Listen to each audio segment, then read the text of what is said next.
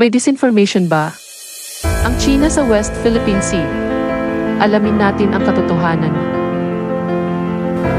Ang pagkapanalo ng Pilipinas sa 2016 Hague ruling ang siyang naglantad sa mga kasinungalingan na ginagawa ng gobyerno ng China sa WPS. Ang mga magagandang layunin na ito ng Pilipinas para sa sarili nitong teritoryo sa WPS ang siyang pilit na pinipigilan ng China sa pamamagitan ng mga kasinungalingan at fake news. Nitong July 2 ay nagpost sa X, dating Twitter, ang Media Unlocked na isang account user na binubuo ng mga Chinese journalists. Ito ay bahagi ng tinatawag na disinformation campaign ng China para iligaw ang opinyon ng publiko at itago ang katotohanan tungkol sa mga teritorial na alitan.